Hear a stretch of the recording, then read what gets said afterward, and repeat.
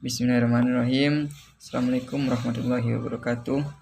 Di sini saya akan menjelaskan tentang manajemen proyek sistem informasi. Yang pertama yaitu pemahaman manajemen proyek.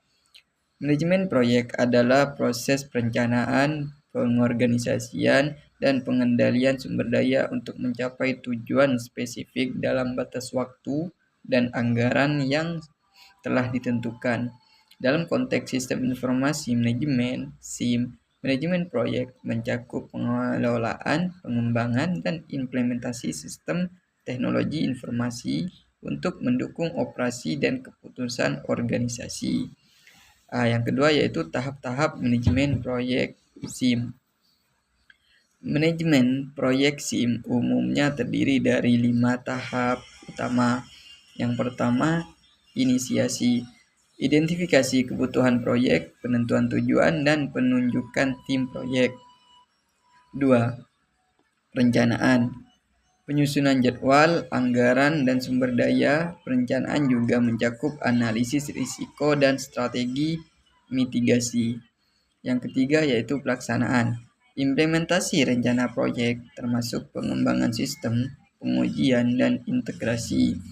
Yang keempat, pemantauan dan pengendalian. Pengawasan kinerja proyek untuk memastikan kesesuaian dengan rencana. Yang kelima, penutupan. Penyelesaian proyek termasuk dokumentasi akhir, evaluasi, dan serah terima kepada pengguna akhir. Yang ketiga, estimasi biaya dan waktu proyek.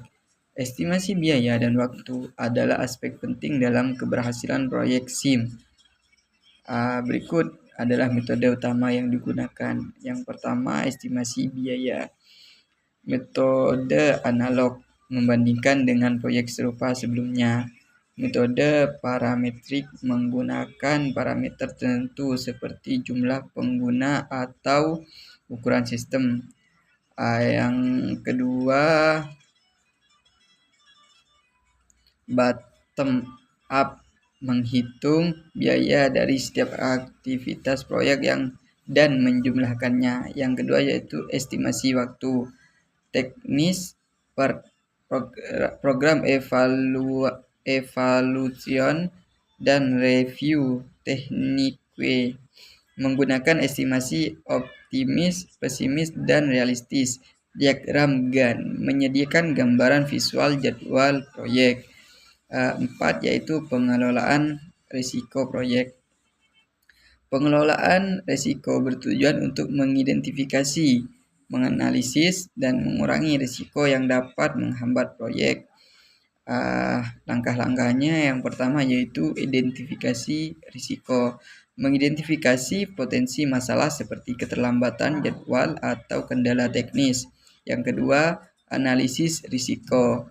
Menilai kemungkinan dan dampak dari setiap risiko. Yang ketiga, mitigasi risiko. Menentukan strategi untuk mengurangi dampak seperti penambahan sumber daya atau perubahan jadwal. Yang keempat yaitu pemantauan risiko. Melakukan pemantauan berkelanjutan untuk mendeteksi risiko baru. Yang kelima yaitu peralatan manajemen proyek SIM. Peralatan berikut digunakan untuk mendukung manajemen proyek SIM. Yang pertama, software manajemen proyek. Alat seperti Microsoft Project, Jira, atau Trello untuk perencanaan dan pemantauan. Yang kedua, diagram Gantt memberikan visualisasi jadwal proyek. Yang ketiga, critical path method (CPM) menentukan jalur kritis yang mempengaruhi durasi proyek.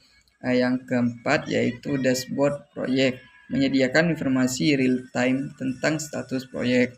Yang kelima yaitu communication tools, platform seperti Slack atau Microsoft Teams untuk komunikasi tim.